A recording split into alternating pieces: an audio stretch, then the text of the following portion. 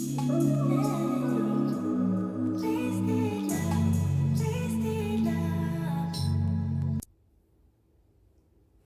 guys, welcome back to my channel. Thank you so much for joining me again. My name is Patricia and today I'm going to be talking to you about long distance relationships, ways, tactics that we can use to make a long distance relationship work. Have you had people telling you a long distance relationship will not work, the guy is going to cheat, or the baby is going to cheat, you're going to break up? All those things you've had people talk about, you've had people saying, and all. I'm going to go in detail of the tactics we can embrace, the tactics we can use to keep a long distance relationship working and going and moving forward smoothly without any trouble. So, are you in a long distance relationship? Are you hoping to be in one? Or even if you're not in one, it may come up. So, today we're going to be discussing. So, please stay tuned and please watch the video until the end. And don't forget to subscribe to my channel and don't forget to like if you enjoy the video.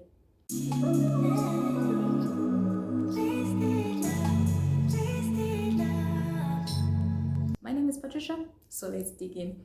First and foremost, one of the first tactics that you can use in a long distance relationship is make great use of technology.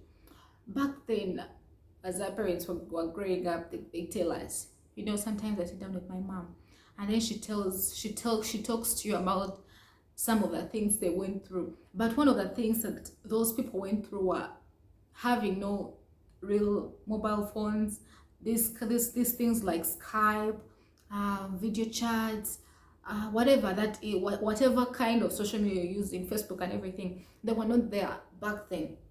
And so what these guys had to go through was they had to write letters. You need to talk to someone went to a different country to study or something, your boyfriend or something. You need to write a letter which will take a very long time to get to them. But the difference with now is we have technology. So one of the first tactics you can use is make great use of technology. Call on Skype, talk to your partner or your boyfriend, your girlfriend, or whichever country they are in, whichever place they are in. No matter the distance you have between each other, make great use of technology. Communicate like using Skype, using Facebook, using WhatsApp. There are different kind of social medias. I can't break them down because there are so many at the moment as technology keeps advancing. The social media apps are increasing day in, day out. So all those social media apps are there to help us be able to connect with those we are not with. Because I can take an example. I was in a long distance relationship for like a full year. But yeah, it was kind of hard because obviously the person is not around. You'd be like, God, I wish he was around. And then by then, me, I even had a kid. But it was hard. It was not as easy. But we communicated like he called or I called maybe at night on Skype or something like that. We timed ourselves and talked. And our relationship was fine. Yes, we missed each other at some point, but it was fine. We moved on. So making great use of technology is a first good tactic towards making a long distance relationship work. The second that we can actually talk about is having commitment. All relationships, no matter the distance, no matter the miles or whatever it is, need commitment. So to be able to make a long distance relationship work well for you is to make sure you're committed to the relationship. Stay committed to your relationship. Know that no matter where this person is, no matter where they are, I'm willing to invest in all I can to make this relationship work. I'll invest in the time, I'll invest in all the effort I can, the patience and everything to make sure this relationship works. So the second important thing about making a long distance relationship work is having commitment. Both of you, the two parties involved in this long distance relationship, must be willing to be committed, commit to this, and know we are going to push and work hard and make sure this relationship works well for us. The third point I could bring out that could help you make a long distance relationship work is do not excessively communicate. I know people are going to tell you communication is so important in a relationship. I'll tell you the same actually. It's so important to communicate no matter the distance you have between each other, even if you're staying together and you're staying together in the same house, communication is important. That's what I can say. Communication in a relationship is important. But when it comes to a long distance relationship, excessive communication becomes a hazard, becomes a problem. So making a long distance relationship work, you don't have to over communicate. Set some schedules. Not like be like, we shall communicate, or we shall call each other every night, or twice or thrice in a week, depending on each person's schedule, because maybe your partner traveled to work and they have a different timeline.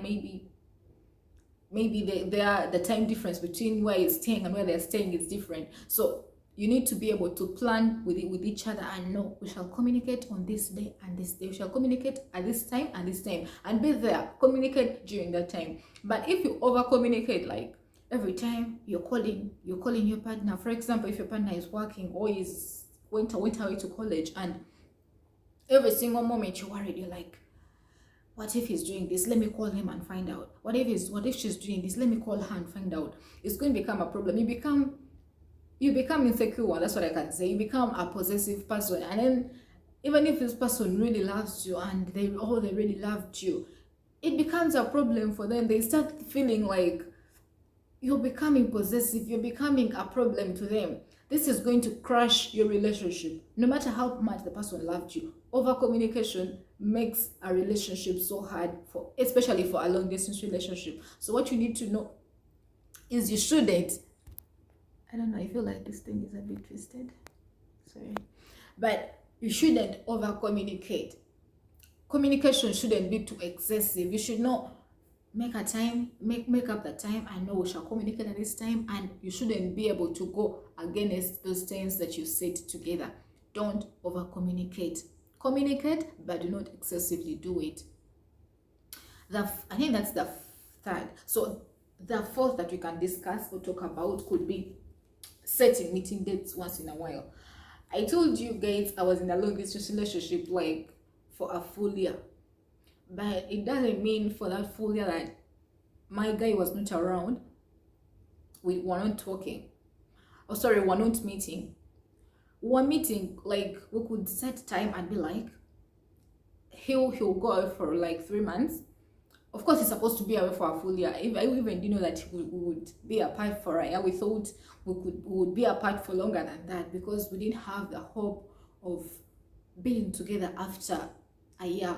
We wanted so much to be together because we loved each other, yes, but we were not sure if we would be together after a year. But our only hope was put on the fact that we were looking forward to meeting after at least 3 months, 4 months, something like that. So he would go, and then I would expect him over maybe during spring break, and then summer, then I travel, something like that. So this is good. Setting some meeting dates once in a while, even if you're going to be away from your partner for 2 years, no matter the time you're going to be away from your partner, setting time and know that I'm going to be away from my partner for this time, but I'll set some time. I'll surprise them and book an air ticket and fly home or fly wherever they are and check on them, surprise them and see them, or even telling them, and then they also look forward to that.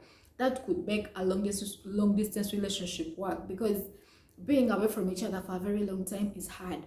I speak this out of experience. It's quite hard. So setting those meeting dates could help you out, knowing that I'll meet them at this time, I will meet them after 3 months, we shall meet, have some time together, spend some time together, go to the beach together, and all the things you want to do together. You get at least a month or few weeks to do it together before you depart again. So keeping those dates flowing, through that time schedule, so through that time that you said you're going to be apart, having those meeting dates is going to help your long distance relationship work well.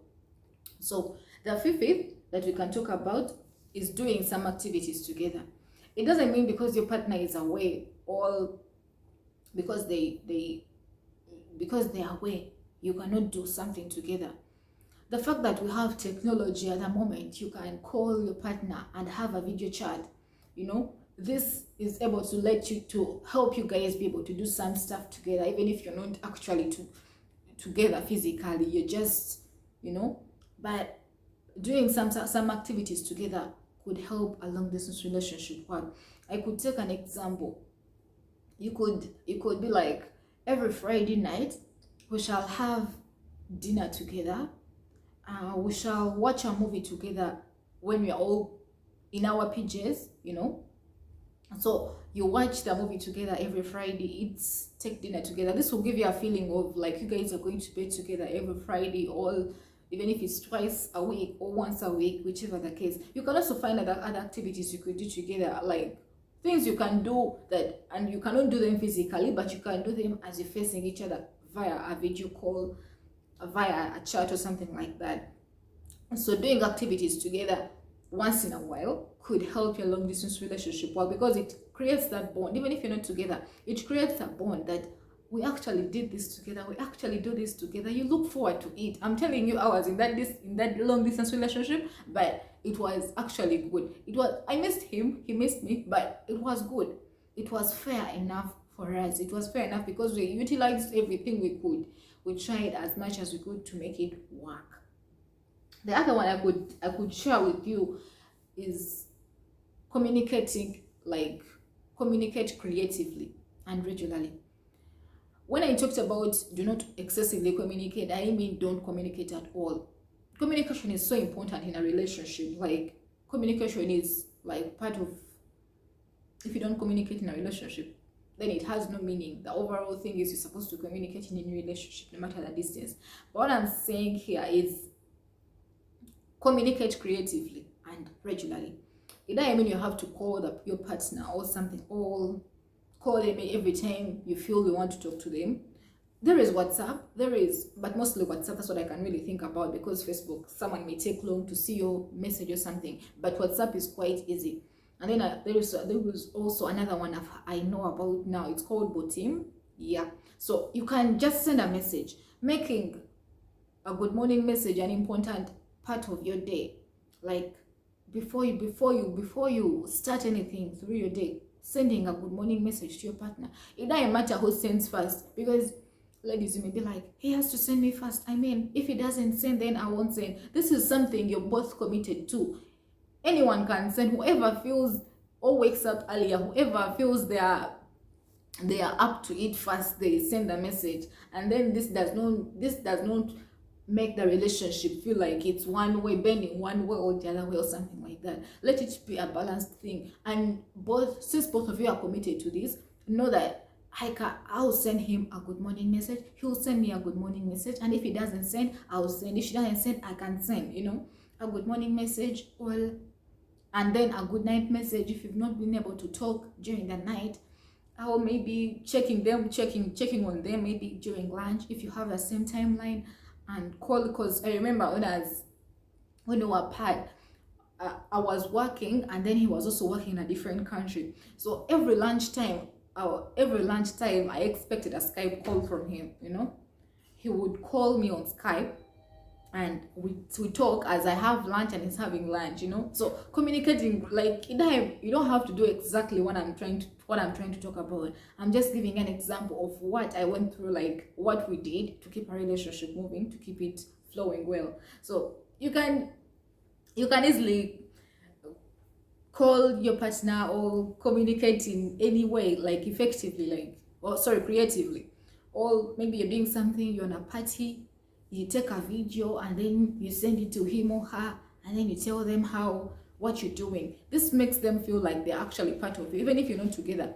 Sending those short clips of something you're doing. I'm cooking something, send like a clip. Take a selfie with your friends and send them and tell them we are here on a party, we are doing this. This creative communication helps your relationship work well, helps a long distance relationship work well, and helps your partner feel like they're actually part of you, no matter the distance that you have between each other. It will help your relationship work well, and it will make a long distance relationship last and even go further than that. The other one that I could talk about is setting clear rules and boundaries. Like all relationships have, your partner well, you all know what you want, what makes you unhappy when your partner does it.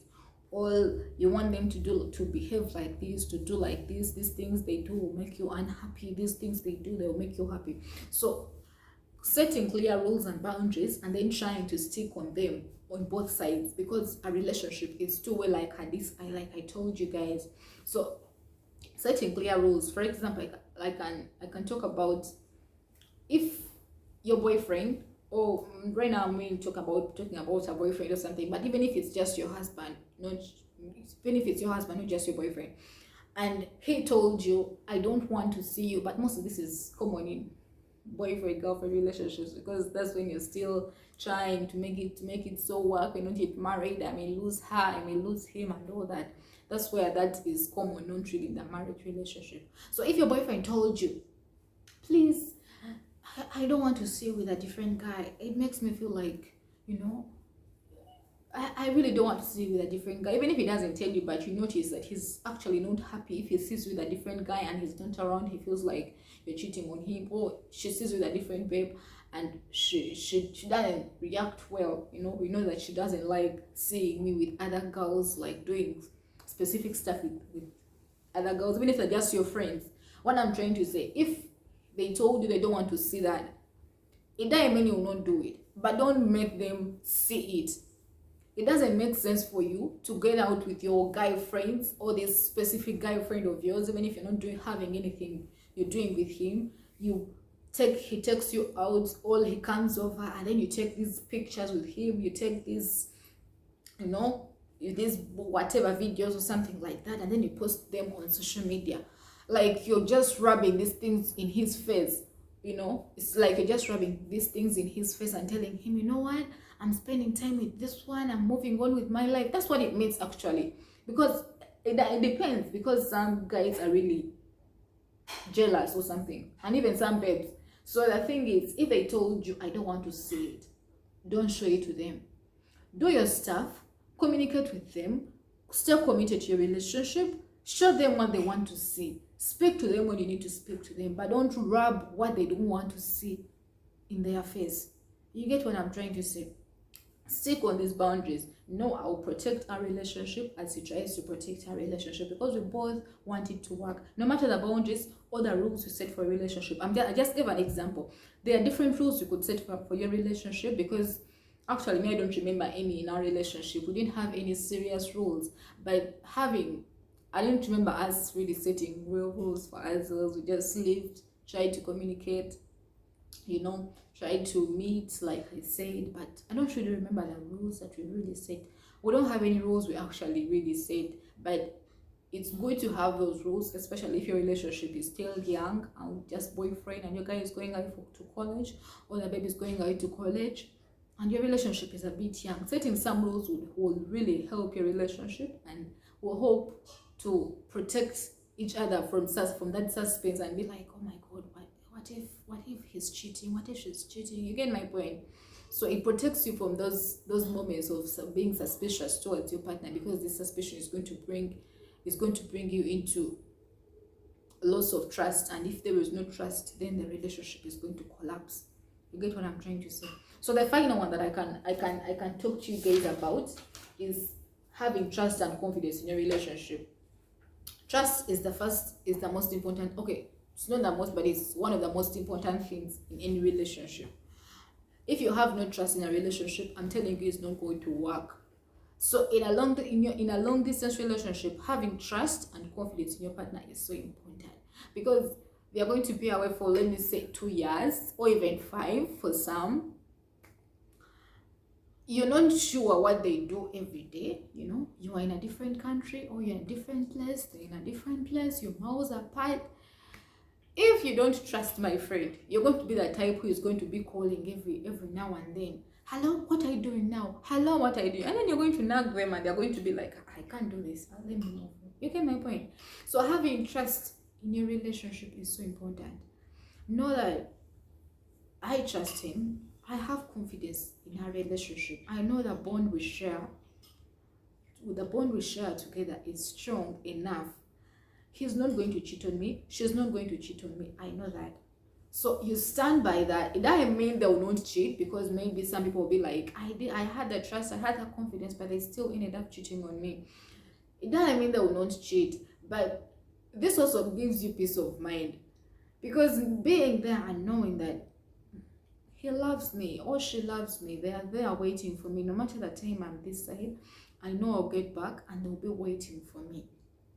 It's going to give you peace of mind as well. It will not make you feel like anxious all the time, or feel like you want to call them or communicate with them all the time. You get my point? It doesn't make you feel like you want to keep track of them, every single thing they are doing, every single thing they are doing. You get my point? So having trust and confidence in your relationship is so important. Trust your partner. Know that they love me, I love them, our relationship is strong, the bond we share is strong, and hence our relationship will keep flowing, will keep going, no matter what's happening, no matter what's going on in our lives.